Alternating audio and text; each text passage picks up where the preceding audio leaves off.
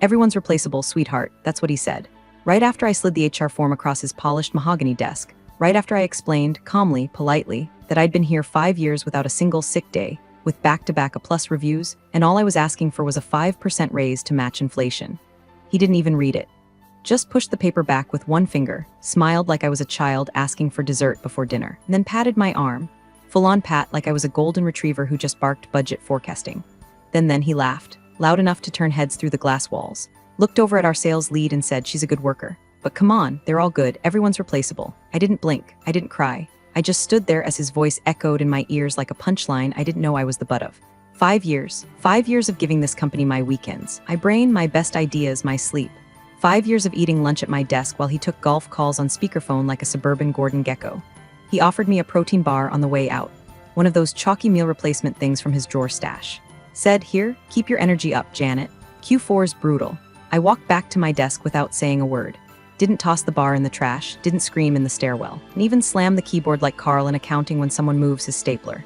Just sat down and stared at the desktop background I hadn't changed in 3 years.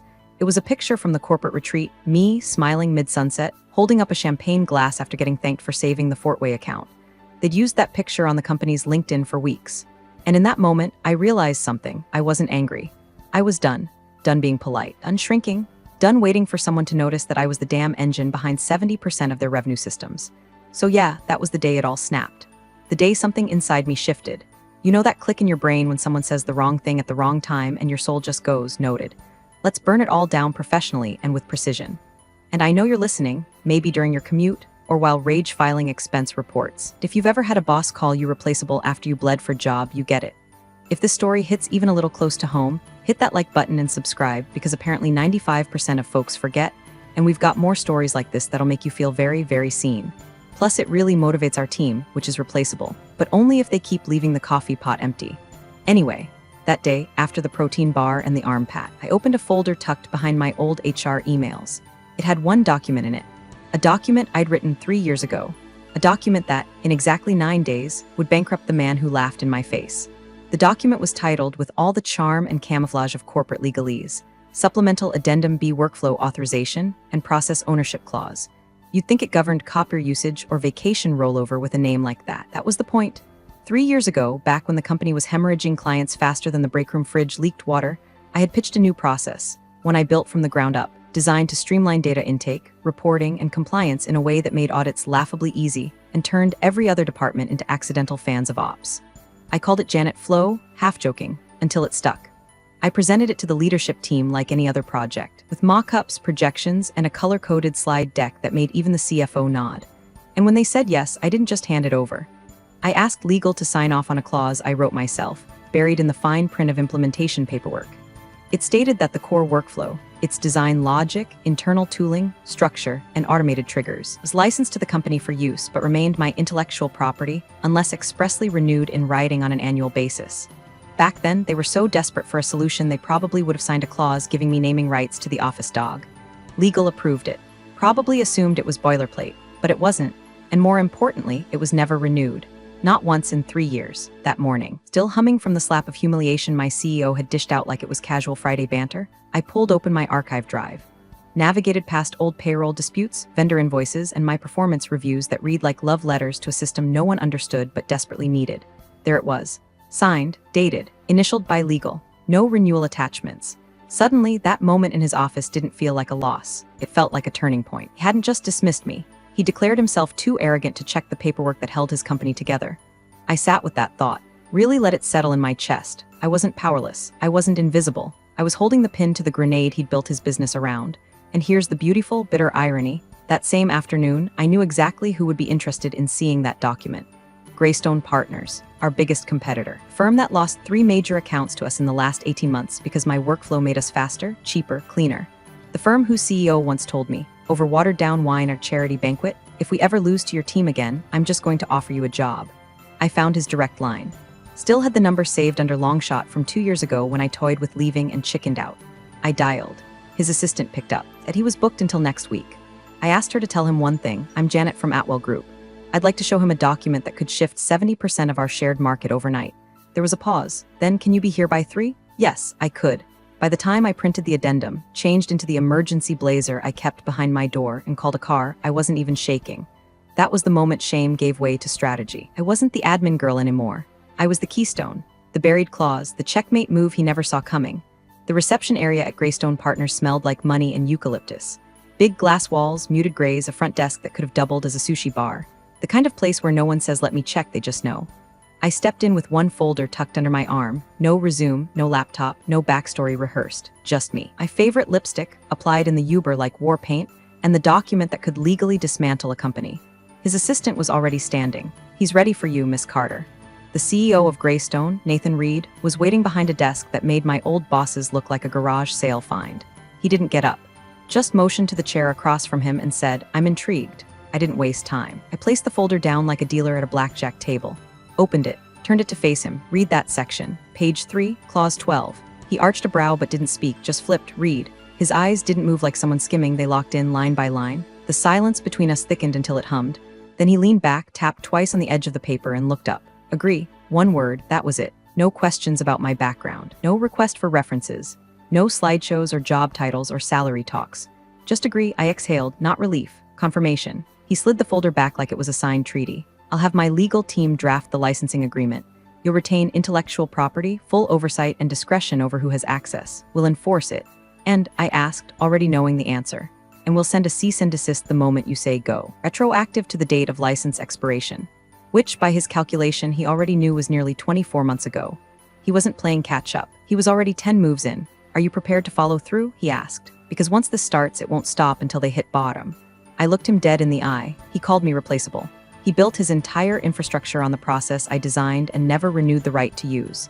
Nathan didn't smile. Something in his expression softened, like recognition. "You'll be offered a formal position, of course. Title TBD, compensation very flexible. But for now," he paused, then handed me a pen. "We start with control." And just like that, it wasn't about a raise anymore. It wasn't about respect or recognition or even revenge. It was about leverage. About taking the system I built and deciding who got to touch it. I walked out of Greystone's headquarters with no business card, no deal memo, no press release. Just the weight of something I hadn't felt in years. Power, real power. And the certainty that when my CEO next tried to show off his empire, it would collapse one clause at a time. I gave it a week. 7 days of calm, calculated silence, while Greystone's legal team built the framework around my licensing claim like engineers reinforcing a dam right before a flood. They were good, too good. They'd sent me a draft contract within 48 hours.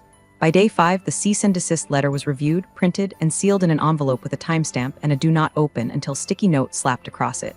All that was left was my exit. It had to be clean. No sparks, no drama, no reason to look twice at the woman walking out the door. So I wore gray, the dullest blouse I owned, pulled my hair back into a low bun, wiped the red lipstick, and deleted every trace of personality from my posture. I booked a 9:15 a.m. meeting with HR. Drafted a resignation letter so neutral it could have passed for a weather report. Cited personal growth opportunities and gratitude for the past 5 years. Even thanked them for the invaluable experience. The whole thing could have been written by ChatGPT with a Xanax prescription. I slid it across the HR desk, smiled faintly, and waited. They blinked.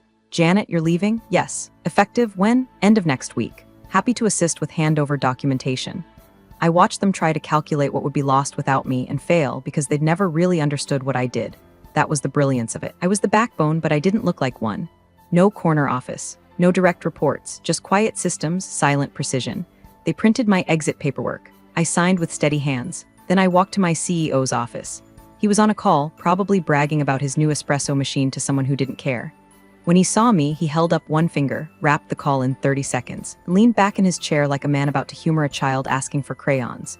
"What's up, sweetheart?" "I'm resigning." He blinked once, then smiled. "Taking a break? Finally doing yoga like Karen?" "No. I've accepted an external opportunity." He waved a hand like I just said I was going to try goat cheese for the first time. "You do what you gotta do. These kids these days, they'll work for half what we paid you. All the same certifications." I nodded once. "Best of luck, you too. Maybe we'll poach you back someday on a budget." He laughed. I didn't. I walked out of his office, past his giant poster of a race car with speed wins in block letters, past the wall of photos from retreats and golf outings I was never invited to, and back to my desk. That afternoon, I began preparing the final handover doc.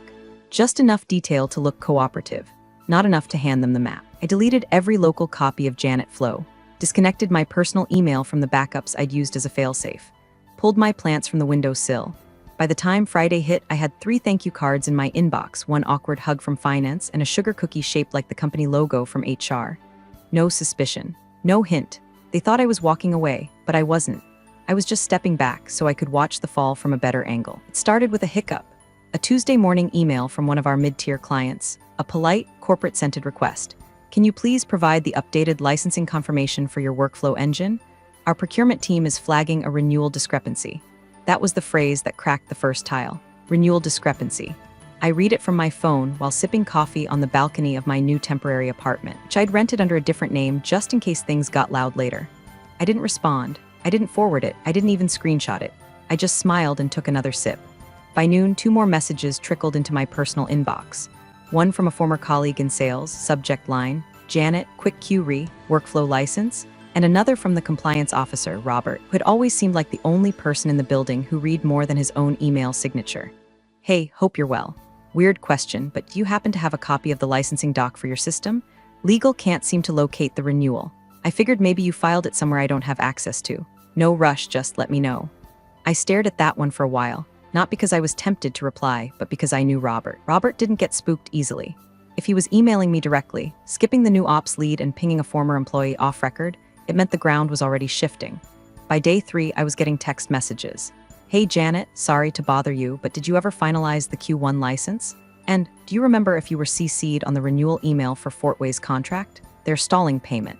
And my favorite from Carl in accounting, who always spoke like he was about to flee to Mexico. Did you encrypt something before you left? Because our auto-reporting system is outputting PDFs with headers in Spanish. They still had no idea what was happening.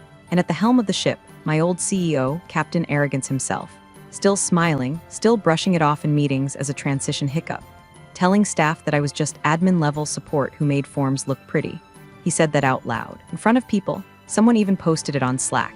And yet behind the scenes, I could feel the pressure building. One of our oldest clients, Bartwell Financial, froze their weekly data pull and refused to process invoices until they had licensing clarity. Another emailed Greystone, CCing my former CEO, to ask if the platform we'd built was compliant with ownership terms under industry code 74-9B. That wasn't random. That was coordinated. Greystone had begun whispering. I hadn't asked them to. I didn't need to.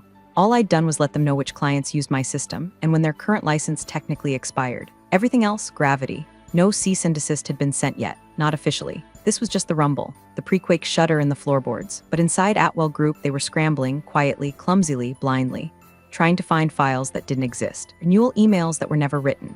As for me, I muted every thread and waited for the crack to split straight through the lobby. The official letter arrived on a Thursday, stamped, signed, delivered by courier. It was from Montrose Capital, the kind of client you don't just lose, the kind you bleed for. Legacy account, massive volume, the name we'd all whispered with reverence during onboarding like it belonged in a hymn. The letter was addressed to the CEO directly. 1. Fluff, just corporate doom phrased as politely as possible. Licensing validation required for all workflow systems currently in use. Deadline, 72 hours. Failure to provide proof of ownership or active license agreement will result in immediate contract suspension. In other words, show us the receipts or we cut the wire. They didn't even mention me by name, but they didn't have to. The moment the phrase workflow system landed on the conference table, I became the phantom in every room. I got the call within an hour, then a follow-up email, then a LinkedIn message. Janet, we'd appreciate your help clarifying a few documentation gaps. Janet, we believe you may have a version of the original license on file. Janet, we'd love to schedule a call to reconnect. No, no, and no. I didn't answer. I didn't blink. I just watched the wheels spin off the clown car. Inside Atwell Group, chaos bloomed like mold in summer heat. They pulled every archived folder, searched every shared drive, Dropbox, Google Doc, and paper file in the admin closet no one touched since Janine retired. And then they found it. The clause. Clause 12, page 3. Licensing of proprietary workflow system is valid for 12 months from date of last renewal. Non-renewal results in expiration of license and immediate forfeiture of usage rights. Initialed by legal. Signed by me, dated 3 years back. No renewal, no escape hatch, and that's when the screaming started.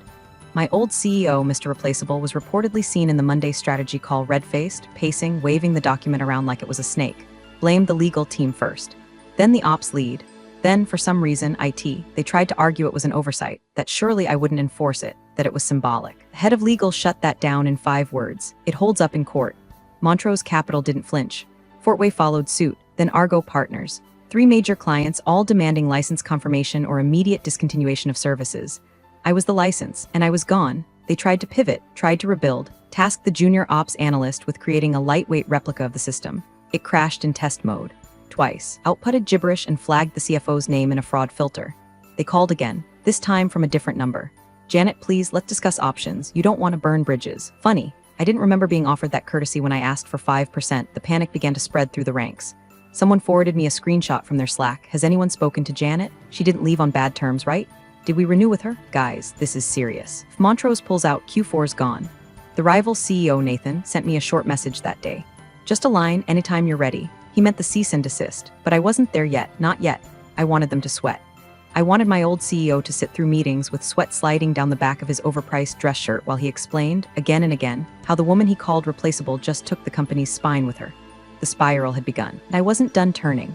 The first call came at 7:42 a.m. I was buttering toast. Blocked number, straight to voicemail. Janet, it's Richard. Just got your number from HR. Look, we've got a situation here. Some kind of misunderstanding around the licensing thing. Call me back when you get this, all right? Let's clear this up like professionals. I didn't respond. The second voicemail hit at 10:03 a.m. Less calm. Okay, Janet, listen. Legal says there's this clause you wrote, and apparently it wasn't renewed. Look, I know you're smart, you're detailed, but I'm sure we can find a solution here. Let's not escalate this, yeah? I was doing yoga when that one landed. Not because I'm a yoga person, because I like knowing I can hold a warrior pose while my former CEO spirals. By mid-afternoon, he'd left 4 more messages. The tone changed with each one. Voicemail 3, syrupy concern. You value your contributions. Really, we do. But this clause, honestly, it feels petty, Janet. This isn't you. Voicemail 4, cracked pride. You can't seriously intend to go through with this. Do you know what'll happen to the firm, to everyone who relied on you? Voicemail 5, panic. They're pulling out. Montrose is pulling out. That's 40% of Q3 projections gone. You need to get in touch right now. This is your responsibility too. Voicemail 6, begging. Janet, please, just talk to me. I'll sign whatever you want. Name your price. You want a promotion, your title, take mine. And then finally text. A single line, no punctuation, no greeting. Did you send this to Greystone? I stared at that one for a while. Just let it sit on the screen like a fly in the room. Then I opened my email, created a new message, addressed it to Nathan Reed's general counsel and the 2 attorneys managing my licensing transition. Attached 6 MP3 files. Subject line, voicemails, no body text, sent. There's something terrifyingly satisfying about realizing you no longer need to raise your voice, that you don't need to yell or justify or explain, that your silence alone creates meetings. They were collapsing now, not just because of the license, because their foundation had never been real.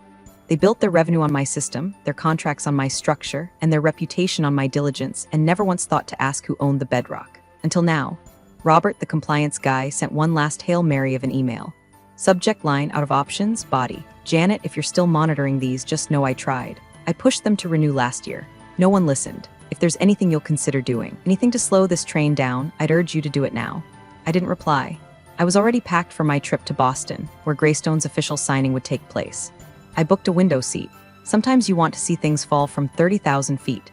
The boardroom at Atwell Group had never seen that many suits in one place without a camera crew or catered shrimp. Emergency meeting, Friday morning, 8 o'clock a.m. sharp. The kind with a subject line so sterile it could double as an autopsy report. Urgent compliance review. Attendance mandatory. The CEO, Richard, was already seated when I arrived, sweating lightly in his collar, trying to play calm in front of a firing squad. Except this wasn't his meeting. It belonged to Montrose Capital. Their lead counsel had requested it, demanded it actually, after receiving no satisfactory evidence of license ownership and a long string of excuses dressed up as clarifications. So now they were here, along with their legal team, and 2 compliance auditors from Fort Way, and 1 government rep, silent, stone-faced, observing everything like a man who'd been warned not to blink.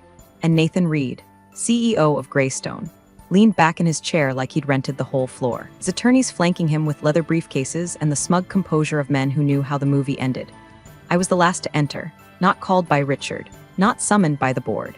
I was there because Montrose requested a representative from the originating licensee of the disputed system. That was me. I walked in without a bag, no laptop, just a slim folder, 1 sheet of paper inside, and the knowledge that I didn't need anything else. Richard blinked when he saw me. His jaw worked like it was trying to form words without breath. Janet, he managed. I'm not here for you, I said. I took the open seat at the far end of the table, opposite him.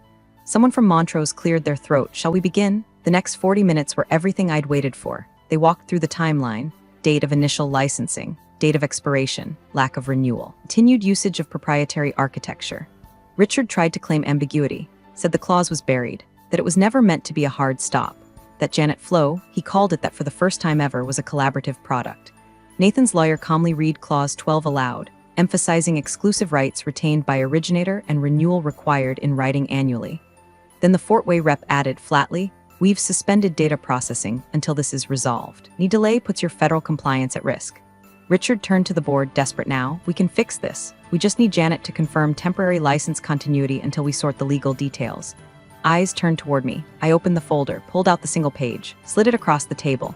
"This is the new licensing agreement," I said. "Signed this morning with Greystone Partners, effective immediately. The license is exclusive, non-transferable, non-retroactive." The room dropped 10 degrees. One of the board members actually said, "Jesus Christ." Richard stared at the page like it had teeth. You can't do that. This company, your name is still on our systems. It won't be after today," I said. "My attorney will be sending a formal cease and desist by end of day. Continued use of any part of the system after 5 p.m. will constitute willful infringement. Penalties apply." Montrose's lawyer nodded once. "That's sufficient.